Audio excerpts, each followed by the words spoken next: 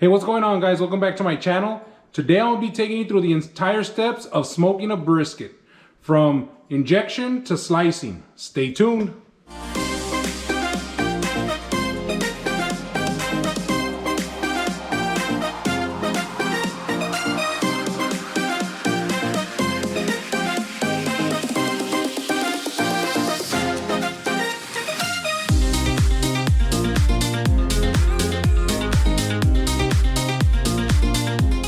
This process will take place the night before you're gonna smoke a brisket. What I'm gonna start right now is, I'm gonna go ahead and start by using rub on it, and then I'm gonna show you how I inject this brisket.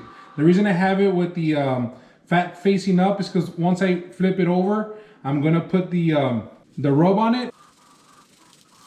A lot of the products that you see here, I'll have a link on the description below. Please go and through Amazon, you can go ahead and get a lot of these items that I'm using here. If you click on the links on the bottom, it kind of helps my channel because I guess you would call it an affiliate with them. So it kind of helps me out as well with my channel. So I encourage you to use the links on the bottom. I'm not gonna put too much on this side because that's where the fat cap is. What I am gonna focus on is gonna be on the other side. So I'm gonna flip it over, and here I am gonna try to put a good amount.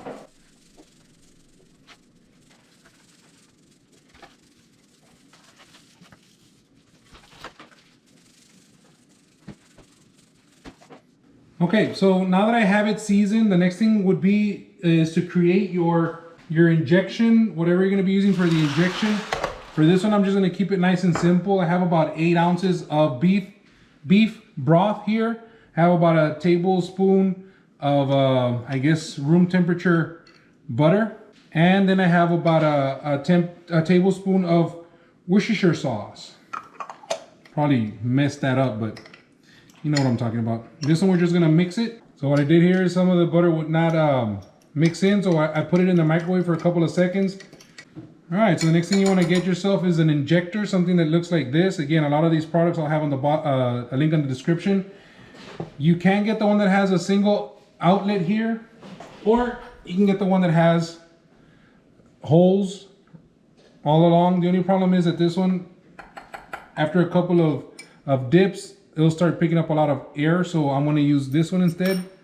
So here you're gonna go ahead and just kind of get some of the juices. You go over to your brisket here. Now, this part of the brisket that looks like a ball, this is your point. This one is the, I guess the moist part of the brisket. This one is the lean part. So of the whole brisket, the part that'll dry out on you, if it will be, it'll be the lean part. So it kind of goes kind of like the center here. So you want to incorporate this injection to the center, going away from it. You want to go here at an angle, and you want to do it about every inch or inch and a half, kind of like a pattern. So you're just going to insert here and push in a little bit.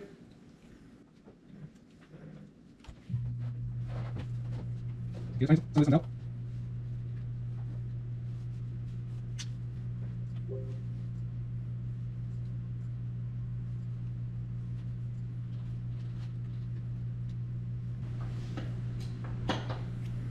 All right, so once you do that, you're gonna notice that some of the juice are gonna come out. That's fine. Just pour a little bit of this over. We're gonna wrap this baby and put it in the refrigerator. Leave it overnight. All right, so we're back. It was about 24 hours that I left these briskets in the refrigerator so they can marinate overnight. But I wanted to go over my setup that I have with this Old Country barbecue pit, this gravity-fed Old Country barbecue pit. The very first thing I did is I upgraded my, I guess you would call this, my ability to control the temperature inside my smoker. I ended up going with Thermoworks. I bought their Signal Series meat temperature monitor and the Billows fan that's right there. This fan, what it ends up doing is I don't know if you can hear it. All right, so what this fan is doing right now is I set a temperature on it at 225. Is where I want my smoker to be. I have a probe in there that will monitor the temperature. Once it hits 225, it'll stop, and it'll maintain 225 throughout the duration of the cook. All right, what I ended up doing to start this off, I use these Masterbuilt fire starters, put it on the bottom. This type of smoker, it's a gravity fed style. So here's the hopper. If I open this up, there's going to be a hopper of charcoal here. What I like to do is not just use regular charcoal right here, but I like to also use a little bit of chunks of post oak. So what I'll do is I'll layer them. I'll put like a quarter of charcoal, then a little bit of a layer of post oak, then some charcoal and some post oak, and I just kind of do that throughout the duration of the cook. The signals contraption here, this setup, it's not cheap, but it's well worth it, because you're treating it like one of these electric smokers that you just set it and forget it. When you set the temperature there, it's going to go ahead and maintain that temperature. You can go to sleep and it'll still maintain the temperature. All right, enough of that. Let me open the thing up so I can show you what I have inside. All right, so as you can see right here, I have my 2 briskets that I'm going to be smoking. This is at temperature probe that is monitoring the temperature inside the smoker. I got 2 leads going, so I have one lead at 74, the other one at 54, the other one at 71. All right, I do have a water pan down there. That one, when I can, if I have, what I'll do is I'll go ahead and I'll put apple cider vinegar and water mixture to keep it kind of nice and moist in there while it's smoking. And what I like to do is, because the heat is going to be coming primarily from this side, that's where your heat source is, I put the fat on that side, the round part, which is your point, is going to be on that side, and with the fat facing down to protect it a little bit. All right, so what I'm going to do is I'm going to close this baby up right here and just monitor it. At this point, this smoker here, this old country barbecue pit fed smoker, there's really not too much to do with it. That hopper should last anywhere between 6 to 12 hours of charcoal, depending on your temperature. But right now, what I'm looking for, if you're looking for specifics, I'm looking for an internal temperature of my brisket at about 200 degrees. I'm not gonna wrap it. I'm not gonna wrap it in foil. I'm not gonna wrap it in butcher paper. One, that speeds up the process, and 2, it kind of softens your bark a little bit. I like a tougher bark, so my personal preference, I am going to leave it open the way it is, and I'm gonna ride this till it gets to 200. So we're about 2.5 hours into it. I want to give you a status update. To begin with, my briskets are very close in temperature, 110 and 117. And the smoker on the inside is at a 225, exactly where I want it to be. Another good sign here is I have light blue smoke coming out of here, which is what you want. You want to burn clean smoke here. But let's go ahead and open this baby up to see what it looks like on the inside.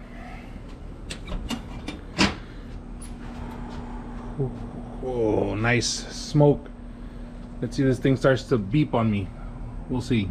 All right, so that's what it looks like about 2.5 hours in. We're gonna continue doing it. I'm digging the color. Keep this baby going. The only thing, if you have one of these country, oh, there it is. For those of you who are asking how well the sound is on this thing, it's pretty loud. So let me just hold on. All right. So about the only thing that you really have to keep an eye on, because I have this that signals monitoring my temperature with the Billows, is really just the amount of charcoal that's in here. Remember, we're using a combination of charcoal and post oak chunks. But what I'm gonna do now is, after about a couple of hours, check on my stack here. Oof. All right, it's about right here. You're looking at maybe about 10% gone, maybe less. All right, so it's been about another hour and a half, hour and 45 minutes since we last checked on it. I'm gonna show you what I can see on my phone. Let's see if I can work some movie magic here. So right now we're looking at one of my briskets, the one on top, is 132.6 degrees. I also have the other one at 133.9, and then the channel 4 is telling you the smoker temperature. That's the one that's checking the inside of the smoker. Now we're getting very close to that 140 benchmark, and it's very important that you understand what's going on here. Before we do that though, let me show you how consistent this Thermoworks signals with the Billows, and of course you're talking about the Old Country barbecue pit. I'm going to show you how accurate this thing is. What you're seeing right now in front of you is the green line is the inside temperature of the smoker, the blue is one brisket, and the yellow is the other brisket. I want to draw your attention to the green line. Look at how consistent that line is. I mean, you're talking about it's within a degree, no more than a degree, and that's saying a lot. It won't go higher than 226, and it won't go lower than 224. So that's really good. It keeps the temperature really well. Right here, you're looking at about almost 3 hours, 2.5, almost 3 hours of data if you look at it nice and closely. And the only time that it dipped, if you see that green dip going down, was when I opened it to see what our briskets looked like during the last part of the video. All right, so going back to that 140 threshold. So this 140 threshold, this is only important if you're looking for to try to create a smoke ring. If you're smoking a brisket low and slow, the brisket will, if it's going to create a smoke ring, it's going to be between the moment you put it in and about 140 degrees. That's pretty much when the brisket seals itself, and it will not accept any more of the smoke to try to create that smoke ring. Okay, now if you're doing a brisket on an electric smoke or something like this right here, 140 is also very important, because that's the time that you can stop adding chips to an electric smoker. Because this one right here is a gravity fed smoker, so what I'm going to do here is I'm just going to go ahead and go in there and add some more post oak and some charcoal to add to the fire, and then I'm going to just continue monitoring it. Really, this thing has made my life super simple, super easy. It's like an electric smoker with the benefits of using charcoal, and of course you're looking at your wood chunks instead. All right, you do get a better blue faint smoke coming out of here, which is always what you're looking for whenever you're trying to smoke. You're trying to get that clean smoke. So very happy with this product. All right, so we're about 6 hours in, 6 to 6.5 hours in. Just wanted to give you guys a little peek before I turn in for the night. Let's see what this Old Country barbecue pit gravity fed smoker can do. Dun, dun, dun. Oh yeah, nice color coming in. I'm liking what I'm seeing. So these briskets have already hit the 140. They're at, one of them is at 140. Oh, there's my alarm. Hold on.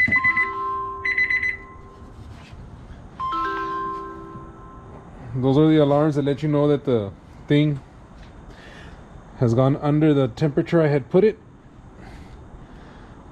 So at this point, all you're really doing here is you're holding off, because you're trying to get to 200. Hold on, let me close this. There.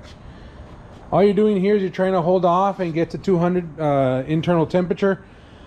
What you can do here, the brisket already sealed itself, but to give your bark a little bit more of a kick or a little bit more of a bite to it, you can mix in half and half solution of apple cider vinegar and water, and you can spritz your brisket as much as you would want it. The more spritz that you put on it, the more the tougher the bark will come out.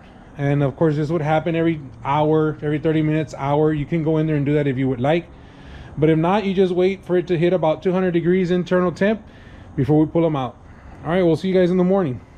So we're at that point. My briskets have hit about 200 each of them. So what I'm gonna do right now is I'm gonna pull this one out, or I'm gonna pull these out, and I'm gonna wrap them and let them rest. See what they look like. Oh, nice color. I like it. All right, so I'm gonna pull these babies out so I can wrap them. So what I did here is I got 2 heavy-duty pieces of aluminum foil. I overlaid them. I'm gonna wrap this. Oh man, this thing smells good. I'm gonna wrap this up real quick.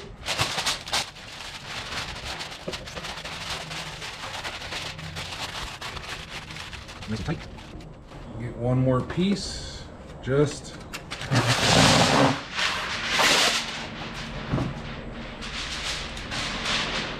to be on the safe side.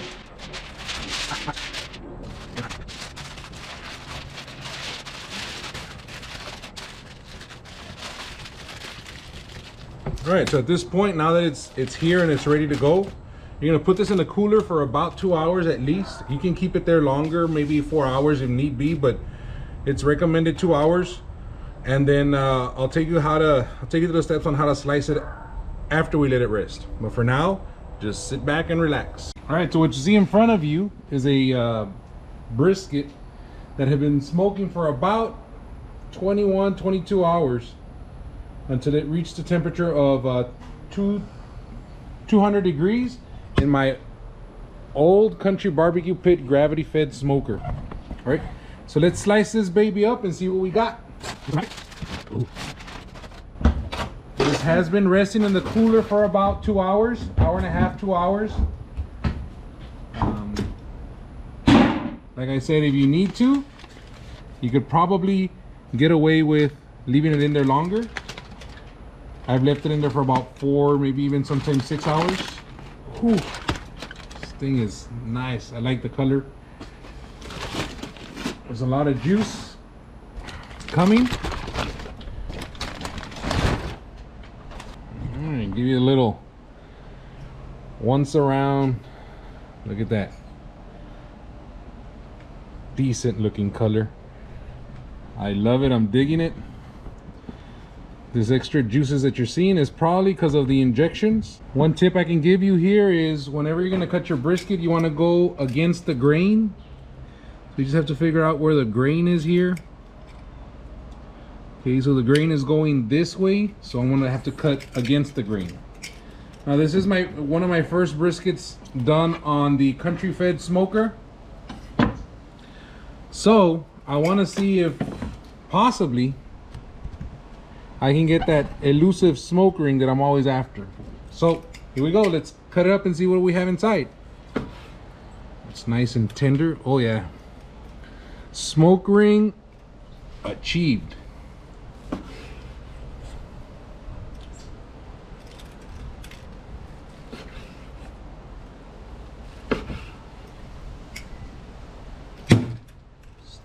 Slice.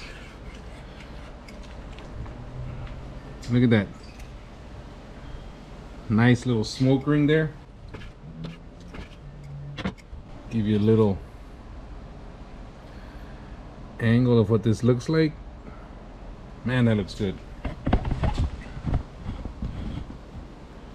Gotta take a picture.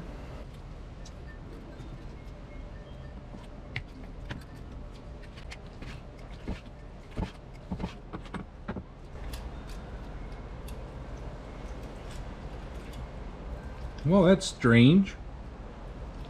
I don't think I've ever had that before on a brisket. So these briskets, they're made up of 2 muscles. You have the top and the bottom that kind of like overlay each other, and you can almost see it right here. This is where the lean part is. This is where your moist part starts to come out. Normally, this lean part, I have to cut it one way, and then I have to rotate this and cut my moist a different way because the grains are going different. For whatever reason, on this one brisket, you can see it here. We can do the bend test. Let me see. I mean, you can see, let's do the bend test, right? So that's a decent bend. Ah, son of a biscuit, it's hot. But if you look at the bottom, Right here is good, and right here the cut is good, so I don't even have to rotate this one. I'm just gonna continue slicing it the way it is.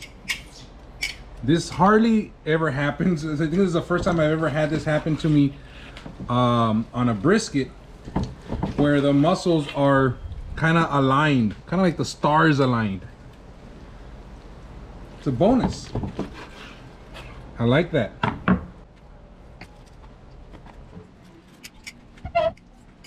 You just continue cutting against the grain. You always want to cut against and not with the grain.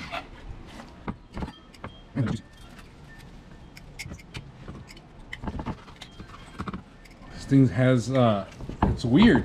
It has lean almost all the way across. Normally this lean part kind of tapers off, kind of towards the middle of the brisket.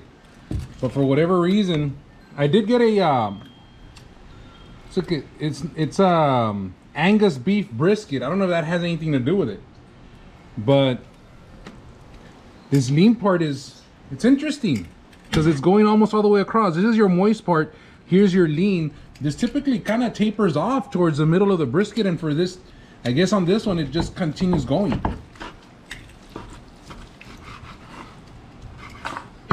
I'm not gonna complain on that one, right?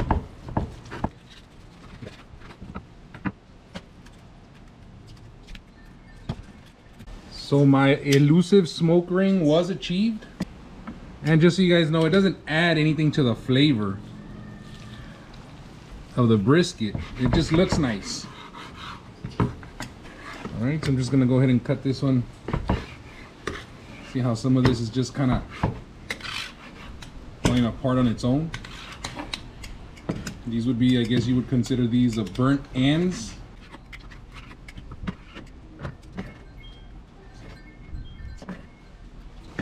Gotta get another opinion, a second opinion.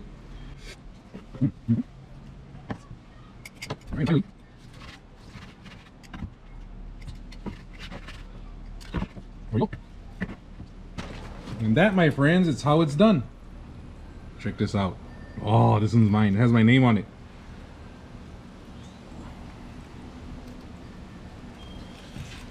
All right, guys, thanks for watching. Hope you you learned something new. Don't forget to like and subscribe, and we'll catch you guys on the flip side. I'm gonna go to town on this baby. Ooh-wee!